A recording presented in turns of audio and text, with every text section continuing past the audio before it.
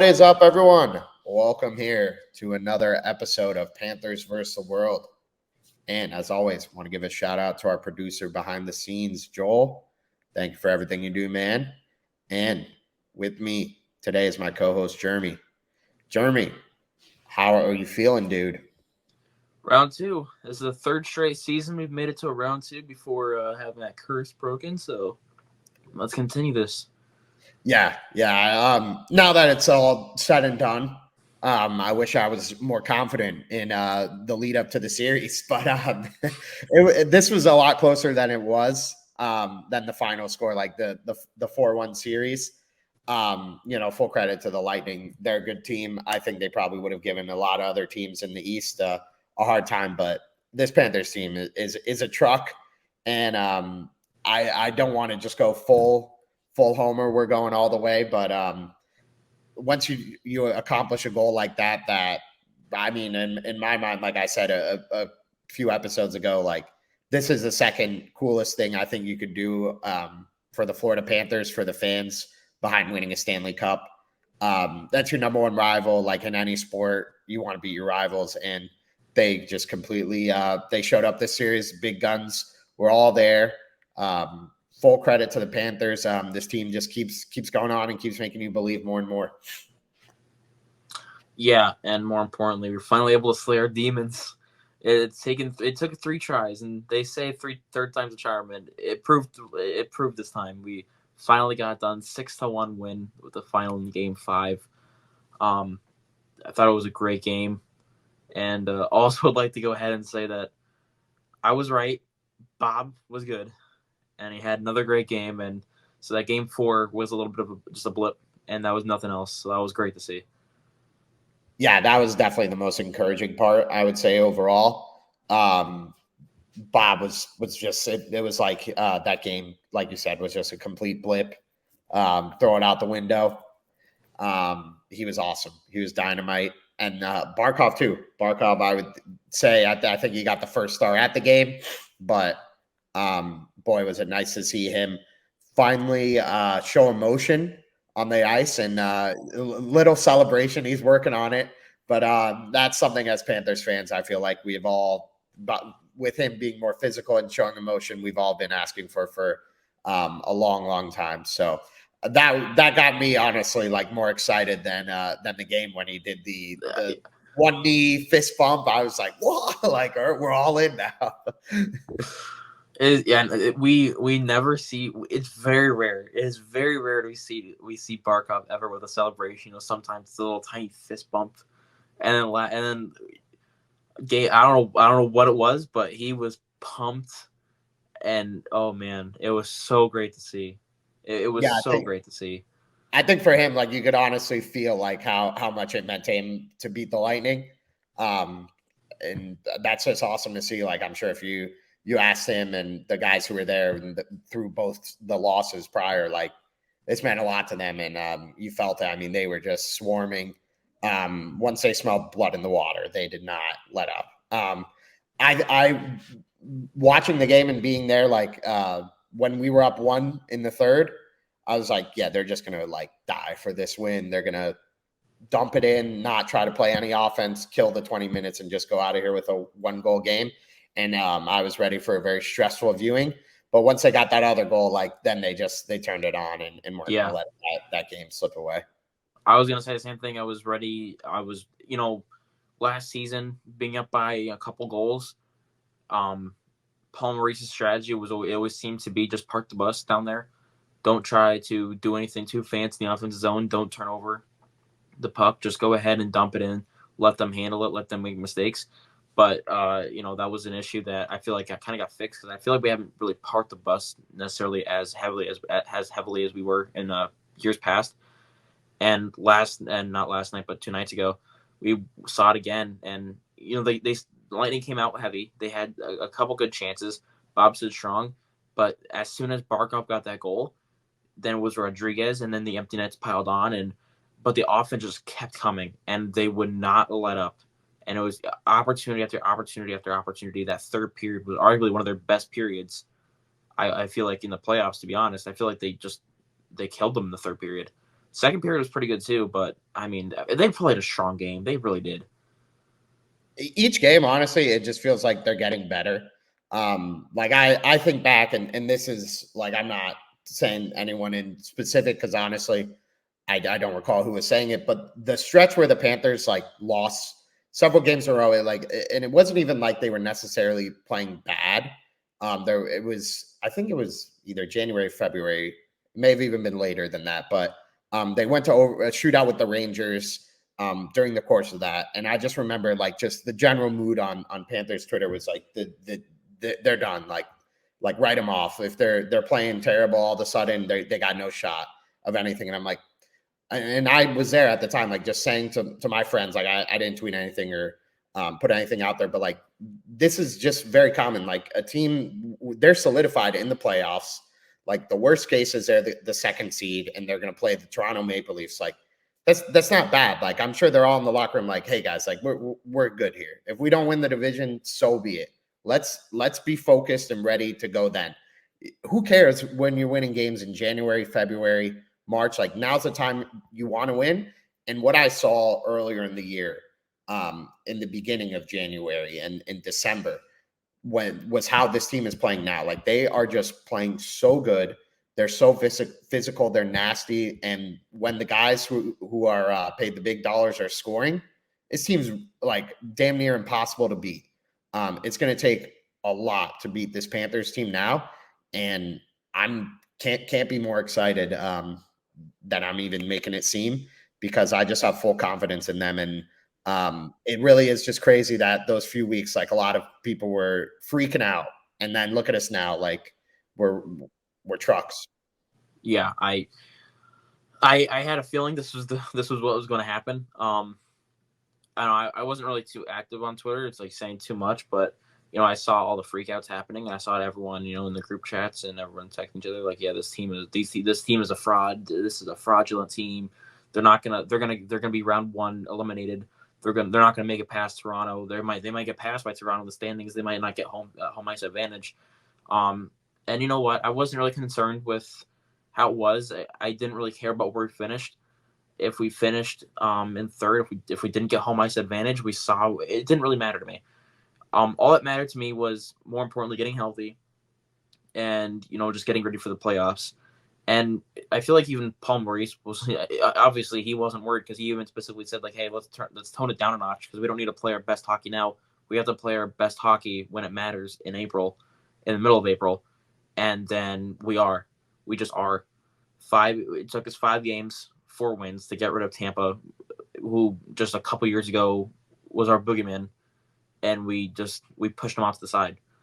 And every game was close, besides the last game, and even then it was 2-1 for a while, and easily could have gone the other way. We saw 2 goals that got disallowed. That if they do go Tampa's way, they maybe go ahead and force a game 6 instead.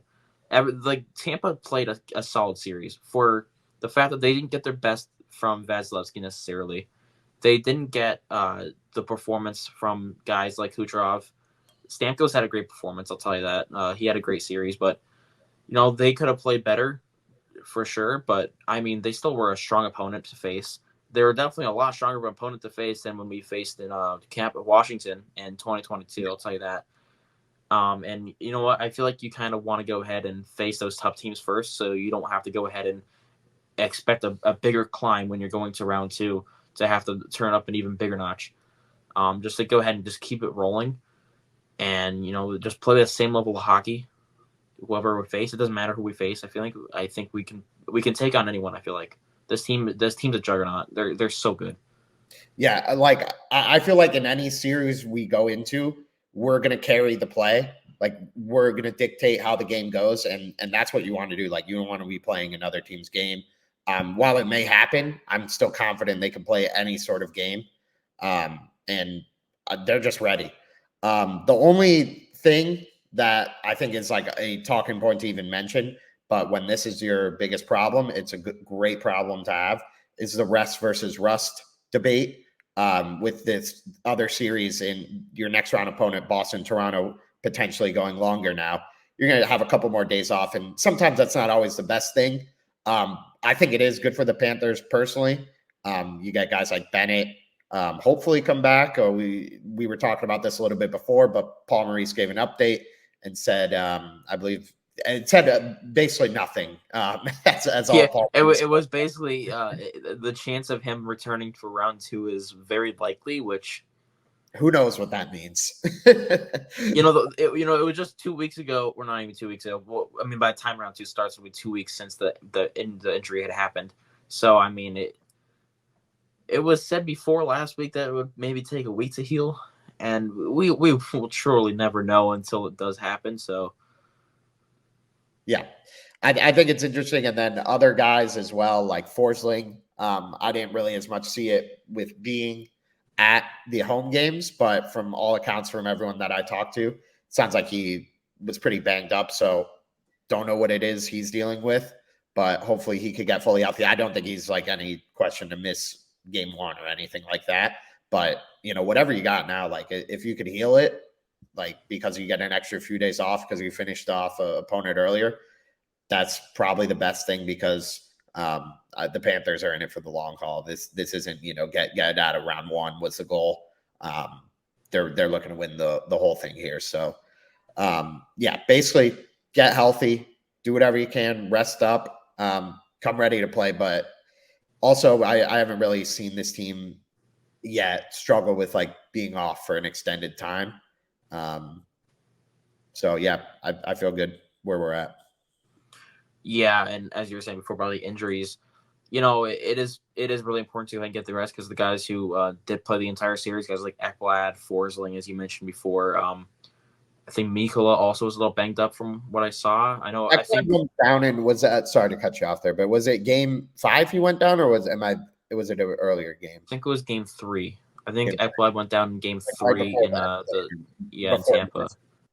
I know he went down at one point. We had I think three defensemen out of game 3 at one point, and Forsling might have been one of them. I know Ekblad was one of them, and I think Mikkola was one of them. But I mean, it's NHL playoffs. Like everyone's hurt. Yeah. It's crazy. We already saw how banged up the Lightning were, and they really didn't even get too injured necessarily just from the playoffs. It was from before too. So, I can't imagine what the Panthers are probably going through too. I mean, I'm sure there's so much that's not being said.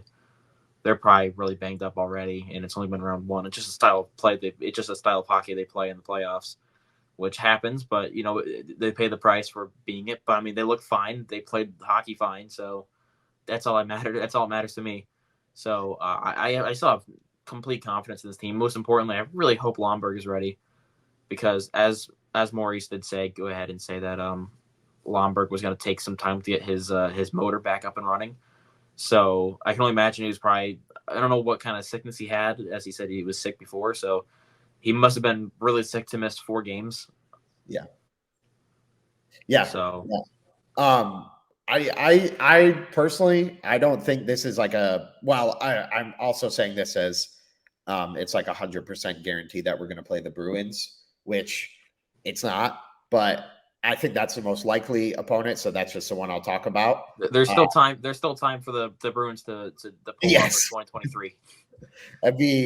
That would be something. As someone who does not like anything Boston sports related, nothing would bring me more joy than watching the Bruins puke all over themselves again, especially against the Leafs. My favorite post so far on Twitter was if the Maple Leafs lose, we can go ahead and clown on the Toronto again. Yeah. And if Boston loses and they blow it and they lose again, we have even more clown material to pose against Boston. It's a win-win no matter what. It is. But yeah, for Lomberg, I don't think it'd be like a series where he'd have too big of a positive impact against Boston just because they have more guys who are instigators. And then Lomberg, I feel like while being an instigator mainly, he can also retaliate sometimes and then end up in the penalty box. But on the flip side, if we're playing Toronto, then I think he's like perfect for the series because much like that, Toronto, they're just naive still, I want to say, but I don't know what better way to put it, but they'll take dumb penalties as well after Lomberg's like hitting them after the whistle and stuff. We just have to stay disciplined. We just have to stay disciplined. I don't know if I still can find the graphic, but I know that it was the series penalties for us was 20 to Tampa, 13 to the Panthers, which is crazy that they had a penalty power play deficit that big.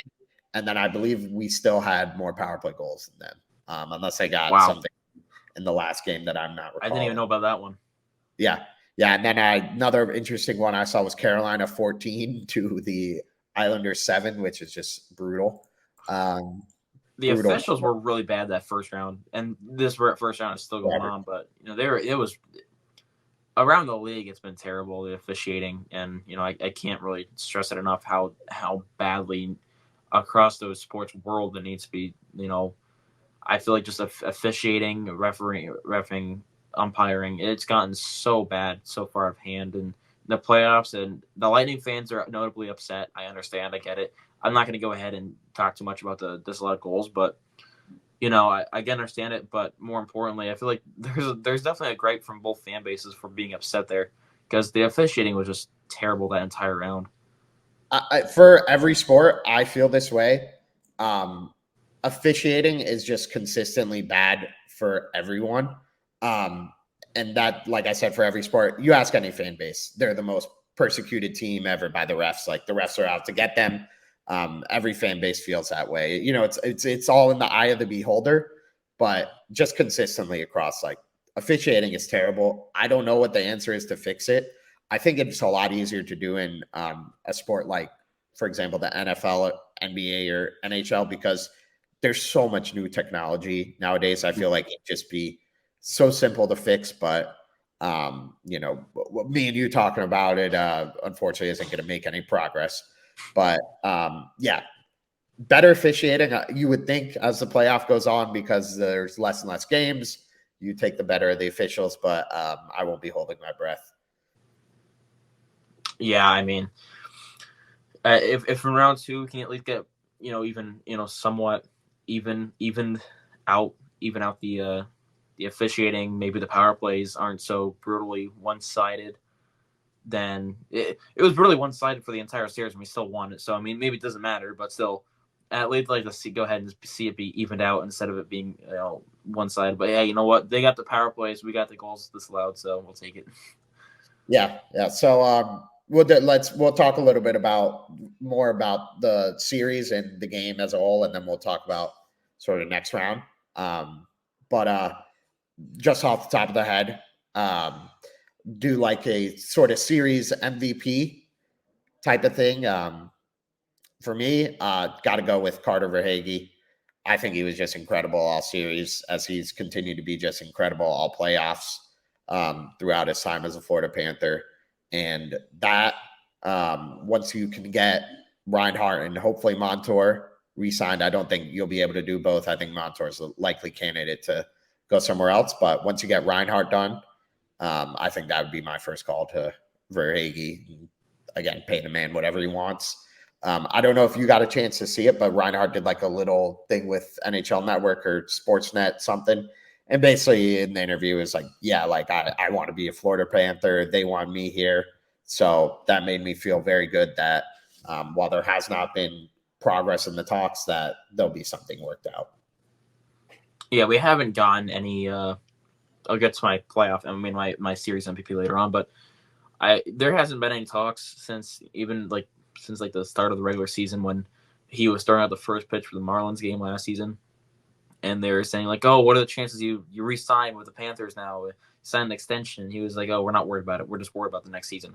So, I mean, it's nice to see that, they are obviously worried about just trying to win and just try to see how as far as they can go. But yeah, I completely understand it. And hopefully they are able to work out an extension, because keeping Reinhart, it just feels like a necessity after how good he was this season. Do I think he'll go ahead and be able to continue a 50, 60 goal pace? I doubt next season. I mean, I doubt it. But he plays an all-around game. He's able to score goals. Like he's been a sniper for the Panthers for a few years now. I mean, he wasn't necessarily a sniper this season. Well, no, he was. I mean, he had a lot of power play goals and he had a lot of nice shots. Even though there are definitely a couple where they're just like cleaning up the mess in front of the net. But nonetheless, though, he's been good for every single season he's been here. even in his down season, it felt like in 2023 last year when everyone played like had a down year, it felt like he was still one of our best players, even though he kept on hitting the crossbar every single shot. So that was nice to go ahead and see them start going in for him. But getting an extension for him is a necessity. I feel like for guys like Montour, he had a down year, and I wouldn't be surprised if he did walk in free agency somewhere else. I feel like we can. I don't want to say he's replaceable, but I feel like out of everyone who's gonna be a free agent, I feel like he's maybe might be the least of our worries right now. But depends on how much he's willing to. If he wants to resign, then I'd love to have him back. Totally. Honestly, it just depends with the cap because of the cap constraints. I'd want him here, but the amount he could make, I feel like is just not a number the Panthers can offer and keep everyone. So in my mind, I think he's got to go take the money for someone who is like, had such a rough start in the NHL and then flourishes and has a career year and then does take a step back this year. But for him, I would have no ill will towards him or think he made a wrong decision or anything like that if he went and took the money elsewhere. I think probably this is the best fit for him, but that's just because there's so many guys on this. Like what I've now come to realize after the years of like, and I was not one to shy away about Barkov. I just because of the lack of physicality and intensity and passion, it felt like. But every guy this guy plays with just has a career year, like that year. Like he's playing with Reinhart, career year, Huberto. I think Montour being on the power play and having that career year for the whole year was probably in my mind now because of Barkov in retrospect. Same thing with Ekblad at the time. Like I think just Barkov is the secret sauce, and like he may never put up astronomical numbers like Connor McDavid or McKinnon. Kucherov, but what he does that to the casual fan and the average eye, like you don't notice is why these other guys are having such career years. And I think that's just going to continue as he continues throughout his career. He's just going to be like, you play with Barkov the next year. If you're up for a contract, you're getting a big raise. I mean, yeah, I've seen a lot of people go ahead and I don't want to say the word blame, but I've seen a lot of people go ahead and like put Reinhardt's like career season on Tkachuk's shoulders because of the fact that Tkachuk has had a lot of Reinhardt's assists like on the power play, how a lot of it was going to the bumper in front of the net one time in. But I mean, what a lot of people miss is like a lot of these chances are created from Barkov, and he's always there too. He's always on the scoring sheet. He was always on the scoring sheet. He might not have gotten the main assist in a lot of the time, but I mean, he was always there, and he play drives that power play. He is the number one player on that power play, and he drives it. And without him, I've said it multiple times, and I've said it so many times though, but that power play is just not the same without Barkov playing the way he can, and without him, that power play looks so much worse in my opinion. He's a difference maker to the team. And so I mean, just go ahead and see him consistently, not necessarily him putting up the big numbers, because I feel like every year we're expecting like maybe 100 points ever since he did it almost in it was at 2018 2019, but that year. But he's not necessarily putting up the big numbers, but everyone else around him is, and he's helping them out, and he's leading them to having career years, and he's making careers out of them. Nonetheless though, talking about a playoff series MVP, I would go ahead. You had Verhaeghe, right?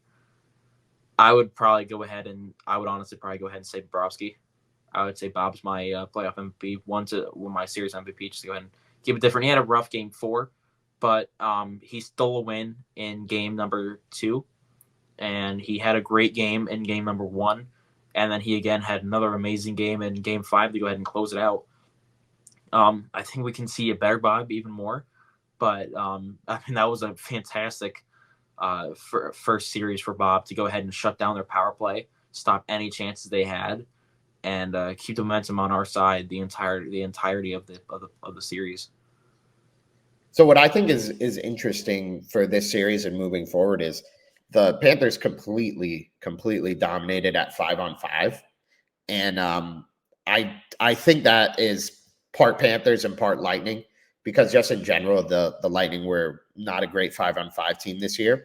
So I think in future series, you'll see more of a 5-on-5, a better 5-on-5 effort from the other team. And that's when you need your goalie to just be rock solid like Bob has. But then I think the power play, while we completely shut it down, like that was the best power play in the NHL. I don't want to say it's the best power play they're going to face, because there's so many talented guys on every team, and it just takes like one guy to get hot at the right time, and the power play can take off. But based off regular season numbers, that's one of the top power plays that you're probably going to see in the playoffs, and they completely neutralized it. So I think as the series go on, if you can even limit the penalties a little bit, you should feel fully confident that when this team's on the penalty kill, they're not even really at a big disadvantage, honestly, to be quite frank, because they've just been so good all year and they've continued to get better. They have, I think, like a solid 6 guys that can kill with regularity, and then come playoff time, like other big guys want to step up. Like around this time of year, you see Kachuk out there. He'll kill if he has to. Bennett will kill if he has to, just because of how tired guys are, I guess. I really don't know. But they'll be out there blocking shots, diving. Like when you saw in the later series, Carolina, Vegas, like they were just laying out for everything, which is awesome to see. So I think the penalty kill is honestly a strength of the Panthers, and it's something you don't hope to use, but with the Panthers, feels like they're going to have to use it a lot. The penalty kill has surprisingly gone so much stronger than it was last season, and I'm not sure. It has to be part of the fact that the Panthers play a more defensive-minded game now compared to how they did last year. But I mean, even when I went to Game 2, the number one thing I was noticing was just they were just on them, no matter what. On the penalty kill, they were just on them. And they didn't let Kucherov breathe. They weren't giving him any room to even get a chance off, to create any chances, really. There was a couple times where they were able to go ahead and sneak a pass over Stamkos, but I mean, Game 4 was a little bit rough on the second power play. They had a lot of chances. Bob stood tall originally, and they just got a nice cross-ice pass that Bob had no chance of stopping. But I mean, even then, the Panthers could have wrapped that series up in probably 4, and could have probably gotten the sweep if they just limit the power play just a little bit. Go into the next series, can just limit the penalties a little bit, because 5-on-5 is where we thrive. And it's kind of, that could honestly be a saying, good rhymes, but it's true. The team is so much better 5-on-5. The penalty kill is phenomenal still, but you don't want to give the team any more advantages. No matter how strong our penalty kill is, if it just takes, as you said, just one player to get hot at the right time in the power play for it just click and can just continue to just get hot. And you don't want to turn into a situation where we had Boston, where every single time we gave Boston power play, it was just a continued goal, and it just felt like every single time we went to the penalty kill, it was gonna result in a loss, and you don't want that to happen. So especially if we're going to go ahead and face Boston again, because we gave a lot of power plays to Boston, you want to go ahead and be more disciplined, especially there. Yeah, and I'm trying to think if I got really any kind of closing thoughts here, or we want to talk about the next game. Just in general, I don't think the Tampa Bay Lightning are what they once were, but they also aren't going anywhere, I think. I think, I was texting my uncle who's a Tampa fan, and basically just like, was like, yeah, like, you guys got us, but like, I'm not surprised. Like, you're so much better. And then we've gotten so much worse over the past few years. And I'm not taking that. Nope. We beat you guys fair and square. Suck it, Lightning fans. Yeah, that'd be my final thoughts. Felt honestly just awesome to get a win, be there. It was a long time coming, and I hope that this is just like another thing like Boston last year that gives them the confidence they need to go forward, because once this team had confidence, we saw what they could do last year, and it was scary. Yeah, I'll say just a follow-up. I similarly messaged one of my buddies that I went to the game with, who's a Lightning fan, and I said respectfully, GG's. good series, good battle, and hopefully you guys still have a future, because I feel like the league is more fun when Tampa is competitive. And I did get met with some harsh words thrown back at me. However, understandably, we did just beat them in 5 games, so completely understand it. But as we both ended the conversation with, it was just, I think it's going to be a long season, a long off season, because there could be a lot of moves that we could go ahead and see the Lightning make. Which the number one move that remains to be seen is if Stamkos resigns or if he walks in free agency. So we'll see how that goes. But I mean, if no matter what happens, I think Tampa's going to be competitive again next year. They just need to get some defensemen, and they'll be fine. Yeah, honestly, and Vasilevsky missed half the season. Like, they very easily could have finished in the 3 seed or the 2 seed, and would have been completely different.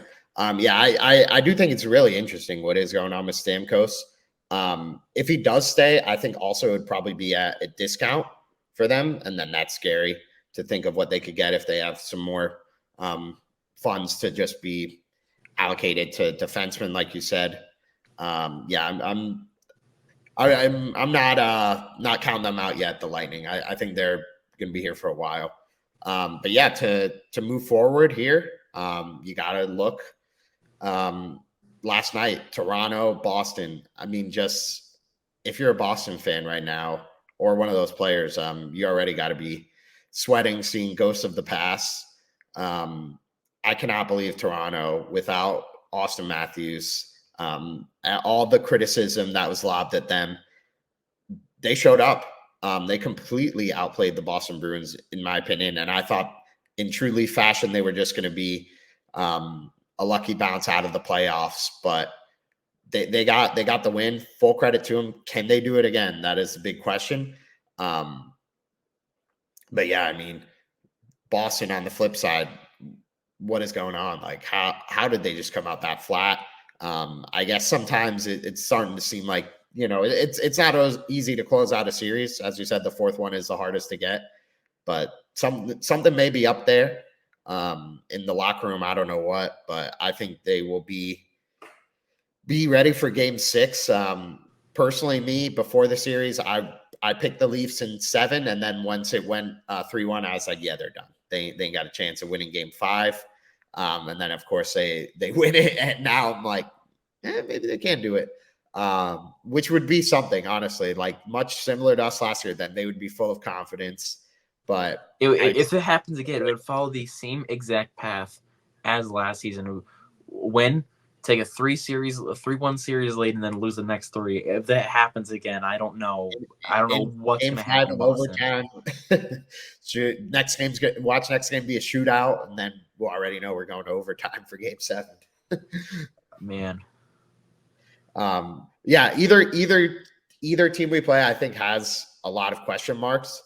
For Toronto, honestly, we'll see for game 6, but I think the biggest question mark is just what is the health status of Austin Matthews, because it's pretty clear to me that it's not a cold, whatever he is dealing with.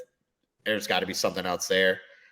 Even if he has the flu like Lomberg, that's very different because Austin Matthews is paid a lot more money and scores a lot more goals than Ryan Lomberg. I don't know, man. Lomberg's pretty good.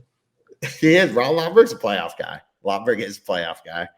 But yeah, I think if Austin Matthews is healthy and can play, and then can play at a level where he can play at, they would be scary. Toronto, scarier at least than last year. But they got a lot of problems. And same with Boston. Interesting wrinkle to the series. It was Boston recalled some goalies from whatever their AHL affiliate is. I don't know if maybe Swayman got hurt or something, but something to monitor. I don't know what's going on with the goalie situation there. I think it's a little overblown. Both those guys have been rock solid and are good goaltenders. Whichever one you play each night is going to give you a chance to win. It's also worth noting that now Toronto they have Woll starting now in net, who we faced last year in the playoffs, who was the backup to Samsonov. He stole. He was great when we played him too. Honestly, he came in game 3, which where Reinhart Yeah. scored the winner in overtime. He was unbelievable until that goal. That was one mistake. And then game 4 they won. Game 5 was a low scoring game in overtime. He honestly could have stolen that series for Toronto. He plays really good. For sure. And I'm not saying it can't happen this year, but if he did, I would be greatly impressed by him. But he hasn't showed me anything to make me doubt him yet. But I am doubting him just because his name shows a flaw pretty much, which is unfair. He's the brick wall, as I say in Toronto, and we'll see if it continues in Boston because it'll be really interesting to see if Austin Matthews plays. Because if he does play, oh boy, Boston, you don't want to blow this one. No, my God, it's honestly it's a win-win, like you said earlier. It really is. Whatever happens, it will be great for the internet and for every media personality out there to talk about. The memes will be awesome. I think it would get the most laughs if Boston lost, but for me, I would also get I would just be. It doesn't matter. It doesn't matter because Toronto losing too. It doesn't matter. I'm not going to clown them because I don't want to see my team lose the next round, and then I get repaid the favor. So I'm going to be staying quiet. However, it'll be very funny to see how the internet takes this. Yeah, I think if Toronto can turn this around, I mean, my God, the confidence these players would have. Like sometimes, honestly, that is all it takes. Like I really think last year for the Panthers, like they were that good of a team the whole time, but like once they got an inch in Game 5. With Marchand just missing a breakaway and then Ullmark completely pizzaing it to Tkachuk. You just get a little confidence. It started to roll to Game 6 last year where they just completely solved Ullmark and could score at will. And then you get into Game 7 and you get a goal at the last minute and you win in overtime. And they were oozing confidence from that point forward. That could literally be all. To think that our season was inches away from ending, like 3 different times. I mean, you think the Marchand breakaway, in Game 6 we gave up a shorthanded goal, and we were down for about 30 seconds before Tkachuk tied it right back up. And to also think that in Game 7 we're down to our last minute, we tied it, and then overtime we were just that close away from Bob, like not even getting a piece on it. From Pastrnak's perfect shot in overtime for that ending. And that doesn't get talked about often, but it's a game of inches. And it happened there, and then we ended up winning because Verhaeghe had an insane shot to go ahead and pull off the biggest upset in NHL history, practically. So, I mean, if this happens again for Boston, this is rough. And I'll enjoy the downfall. I've said it before, but when Marchand had the breakaway, like, I just remember just sitting there and like my like life flashed before my eyes. All I could think about was that just being played over and over again. The Marchand like breakaway with 1 second left going in. Like I'm gonna have to watch this for the rest of time. Like anytime I go on Twitter, it'll somehow come up. And Bob saved it. I was like, oh, thank God. At least I don't have to see that. I had no confidence. I felt like in the team heading into Game 5. Yeah. We were down 3-1. I had said, like, the season's over. Like, I don't really want to watch this game. It didn't feel good. And then when Marchand gets the breakaway, the first thing I did, I had, like, a big grin on my face. I was like, if this is the way it ends, that is, like, the most Panther way to end it. That is, the biggest Panther way to just go ahead and end your season. And then Bob said it. I was like, okay, wait, that's weird. That's not in the script. That's not in the script. This is the new Panthers team. And then I just, they carried it on. I mean, Toronto went ahead and had their Game 5 moment, and not to mention Boston had a rip at the very last second too. I mean, it wasn't necessarily a breakaway like Marchand had last year, but they could have ended it right there. Yeah. And it carries on to overtime. They can't finish it off, and now Toronto has a chance to tie the series. It is crazy, honestly. Like, for both teams, just the ripple effect that happens from tiny plays and like will continue to happen and we'll see. Boston can turn around and win game 6 and then, case closed. So, they're none of the allegations aren't true. They aren't chokers, whatever. But they still played another game, or 2 more games now. And that's a lot more bumps and bruises that they don't want to be having. So the longer this goes, I do think it is the better for the Panthers. Now on the other side of the East, just real quick, the Rangers and Carolina are moving on to the second round. I don't think there's really anything you can take away from their first round matchups. Like, I can't point at the Rangers and say, oh, they did such a good job beating the Capitals. Now I know that the Rangers are going to be a real cup contender and probably beat Carolina. And then the flip side, like, I can't say that for Carolina because they beat the Islanders. I think the Islanders and Capitals are 2 teams that are very fortunate to be in the playoffs to begin with, and they looked like it. So I think now we'll get an idea of what this team is, but what both these teams are. But we'll only see at most 7 games of them. So it's gonna be a brutal matchup. I think it's gonna be a brutal matchup. This is honestly a matchup I could see going. I don't think this is gonna end in 4 or 5. I think this is a matchup that's gonna end in either 6 or 7. You got 2 beasts from the Metropolitan. You have the number 1, number 2 series, the number 1 and number 2 winners. It's going to be a great matchup. I think this will definitely be one I watch. I mean, if we it doesn't really matter who we face because I'll be worrying about who we face anyways. But I just want to get through round 2 and then see how that takes us. But I can't imagine New York backing any more backing down or taking Carolina lightly. I honestly feel like Washington had a few chances that they could have won a couple games out of there, and more importantly, I feel like New York could have easily won game 1. I mean, they had a call, it didn't go their way, but that's not the reason why they lost. They didn't play great enough. You don't want to have to go ahead and blame the refs, but the refs obviously had a big deal to do with the series. But New York blew a 3-0 lead in game 2, so New York obviously they didn't play good enough. They barely got in, I think, too. Washington barely squeaked in. You could have had Detroit or Pittsburgh in there who probably maybe would have put up a better matchup than Washington. But it doesn't matter. The series is over, and now we're going to have just a juggernauts facing off each other. And now Carolina's healthy, which is even scarier. Yeah. That is going to be an awesome, epic series. In serious, I think that Igor Shesterkin is the X factor. Not that that's like a controversial. Completely agree.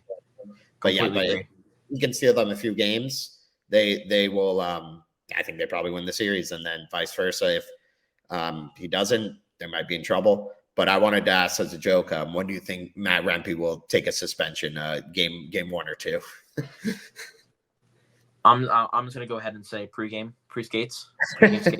He'll hit someone pre-game. I'm going game 0.